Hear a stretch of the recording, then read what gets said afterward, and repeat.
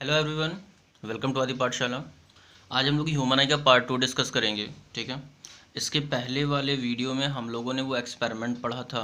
ठीक है, जिसमें कि प्रिज्म से होकर के जब लाइट क्रॉस करती है, रिफ्रैक्शन होता है, तो उसमें एक एंगल ऑफ डेविएशन का फॉर्मेशन होता है। वो एंगल कई सारी चीज़ों पे डिपेंड करता है। आज हम उन्हीं सारी चीज़ों को जानेंगे। ठीक है, जिनको भी ये वीडियो समझना है वो फर्स्ट वाला वीडियो देख लेना, तभी ये वाला समझ में आएगा। ठीक है, और इसमें हम लोग सिर्फ एंगल ऑफ डेविएशन को डिस्कस करेंगे, उसको जो फैक्टर्स अफेक्ट कर रहे हैं, और यहाँ पर एक स्पेशल केस भी बनता है, उसे भी डिस्कस करेंगे। ठीक है, तो सीधे सीधे समझिए, एंगल ऑफ डेविएशन जो होता है, ठीक है, उसको कौन कौन से फैक्टर इफेक्ट करते हैं। सबसे पहला है रिफ्रैक्टिव इंडेक्स। ठीक है, रिफ्रैक्टिव इंडेक्स का मतलब होता है कि कोई भी मीडियम ऑप्टिकली कितना डेंसर है। जितना ऑप्टिकली डेंसर होगा, नॉर्मल डेंसिटी और ऑप्टिकल डेंसिटी अलग अलग होती है, ये याद रहे। रिफ्रैक्टिव इंडेक्स बता रहा है कि जिस भी मीडियम की ऑप्टिकल डेंसिटी ज़्यादा है, उसका उसमें डेविएशन भी बहुत ज़्यादा होगा। Means more will be the refractive index, more will be angle of deviation. ये समझ लो पहली चीज़। दूसरा, angle of prism.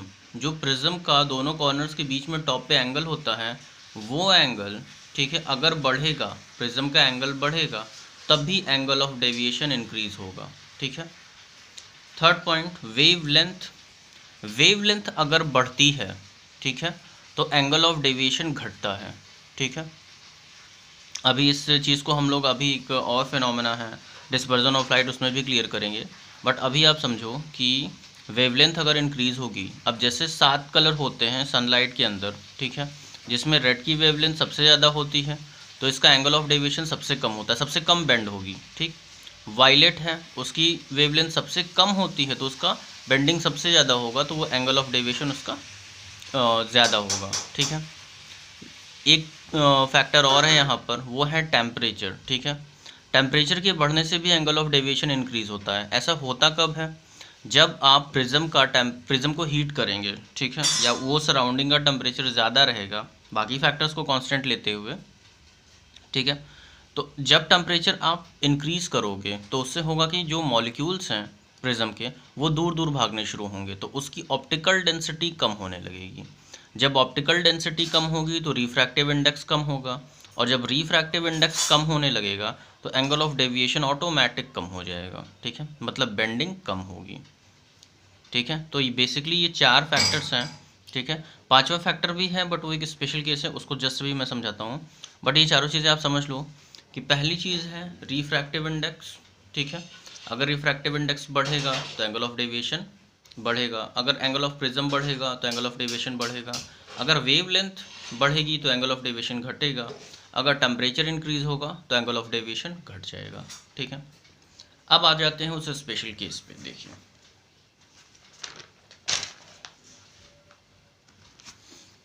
What is that special case. देखो, स्पेशल केस ये था कि एक ऑब्जर्वेशन की गई कि जब कभी भी हम एंगल ऑफ इंसिडेंस यानी आई को इंक्रीज कर रहे हैं, आई यहाँ से बढ़ रहा है, तो एंगल ऑफ डेविएशन घटा। जैसे I1 पे D1 आया, I2 पे D2, I3 पे D3, ऐसे आता गया। ठीक है, लेकिन हमने देखा एक टाइम के बाद किसी एक एंगल पे जा करके ये सबसे कम हुआ, ये आई बढ़ता जा रहा है और एंगल डी घटता जा रहा है, एंगल ऑफ डेविएशन घटता जा रहा है। ठीक है, तो यहाँ पर देखा गया कि एंगल डी मिनिमम हो गया, और उसके बाद जब हमने फर्दर इंक्रीज किया आई में, एंगल ऑफ इंसिडेंस को फिर बढ़ा, तो अब ये वापस से बढ़ना शुरू हो गया।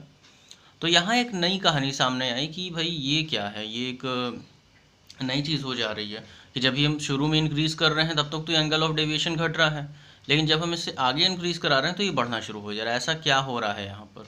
ठीक है, तो इस चीज़ को जानने के लिए इस पे कई बार इस पे एक्सपेरिमेंट्स किए गए, और एक चीज़, एक रिज़ल्ट हमारे सामने आया।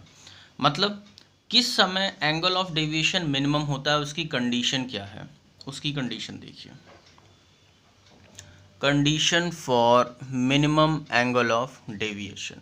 ठीक है, जब कभी भी एंगल ऑफ इंसिडेंस और एंगल ऑफ इमर्जेंस इक्वल हो जाएंगे, या फर्स्ट इंटरफेस का रिफ्रैक्टिव इंडेक्स और सेकंड इंटरफेस का रिफ्रैक्टिव इंडेक्स R2 ये आपस में सेम हो जाएंगे, ठीक है, तो एंगल डी ठीक उस टाइम पे मिनिमम होगा। और ये एंगल डी किसी फिक्स एंगल पे ही क्या बोलते हैं, मिनिमम होता है। ठीक है, किसी फिक्स एंगल पे ही मिनिमम होता है। ऐसा नहीं कि 31 डिग्री पे मिनिमम हुआ फिर 32 पे भी आई की वैल्यू 32 पे भी मिनिमम हो गया, ऐसा नहीं है। अगर जैसे 31 पे मिनिमम हुआ तो उसके जस्ट बाद अगर आप इंक्रीज़ करोगे 31.5 31.6 तो वो इंक्रीज़ करना शुरू हो जाएगा। ठीक है, ये चीज़ को ध्यान में रखिए। मतलब मिनिमम एंगल ऑफ इंसिडेंस सिर्फ एक ही होता है, सिंगल होता है, उसकी कई सारी वैल्यूज़ नहीं होती। तो यहाँ पर ये चीज़ क्लियर हो गई हमें कि जब कभी भी एंगल ऑफ डेविएशन मिनिमम होना है तो उसकी कंडीशन ये है कि एंगल आई और angle E, angle of incidence और इमर्जेंस आपस में सेम हो। ठीक है, और एक चीज़ और कि उस समय पर जो प्रिज्म है, देखो जो प्रिज्म है उस रिफ्रैक्टेड रे और प्रिज्म का बेस आपस में पैरेलल होते हैं। ठीक है, ये दोनों चीज़ें पैरेलल होती हैं। तो ये सारी चीज़ें आपके दिमाग में बिल्कुल क्लियरली होनी चाहिए। अब एक चीज़ और आप देख लो, इसमें ये सारी चीज़ें हमने समझ ली। हम अब समझेंगे एक फिनोमेना को, dispersion of light. Dispersion of light, white light by a glass prism. इसमें सिंपली क्या होता है, जो स्टेटमेंट है वो आपके सामने लिखा हुआ है। ठीक है, अब चाहो तो उसे नोट कर लो वीडियो पॉज करके। होता ये है कि जब कभी भी किसी भी प्रिज्म से हम एक वाइट लाइट ऑब्लिकली पास कराते हैं, ठीक है, तो वो 7 कलर्स में डिवाइड हो जाती है, स्प्लिट हो जाती है। इसी स्प्लिटिंग को डिस्पर्जन ऑफ लाइट कहते हैं। ठीक है, और अभी हमने देखा था कि जो कलर का वेवलेंथ ज़्यादा होता है उसकी बेंडिंग कम होती है, और जिस कलर का वेवलेंथ कम होता है उसकी बेंडिंग सबसे ज़्यादा होती है।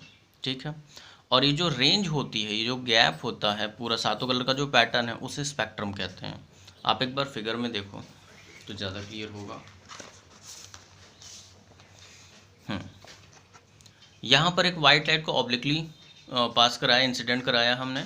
ठीक है, और वो डिवाइड हो गई अपने 7 कलर्स में, और ये सभी कलर्स आपके सामने बाहर निकले। इस पैटर्न को VIB विबग्योर कहते हैं। ठीक है, जिसमें V violet, indigo, blue, green, yellow, orange and red.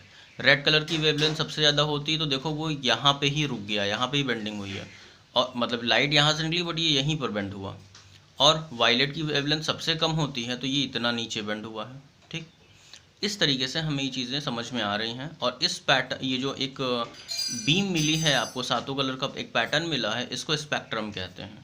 ठीक है, तो अगर कोई कहता है कि व्हाट इज स्पेक्ट्रम, तो आप बताओगे the pattern of colour obtained after dispersion is called spectrum. ठीक है, जो पैटर्न हमें डिस्पर्जन ऑफ वाइट लाइट के बाद मिलता है उसको हम स्पेक्ट्रम कहते हैं। रेड कलर की वेवलेंथ सबसे ज़्यादा होती है, इस वजह से कम बेंड होता है, और वायलेट की सबसे कम होती है, इस वजह से ये सबसे ज़्यादा बेंड करता है। और ये जो चीज़ें हैं, ये दोनों चीज़ें, ये हमें रियल लाइफ में भी फील होती हैं रेनबो के केस में। और अगर आप किसी फाउंटेन के पास बैठे हो जहाँ से पानी गिर रहा है, तो वहाँ पर भी आपको समझ में आएगा कि वो दोनों केसेस इसी डिस्पर्जन ऑफ लाइट को रिप्रेजेंट करते हैं। मतलब डिस्पर्जन ऑफ लाइट का फिनोमेना उन दोनों घटनाओं में देखा जा सकता है। ठीक है, तो चलिए आज का वीडियो यहाँ के साथ एंड करते हैं यहाँ पे।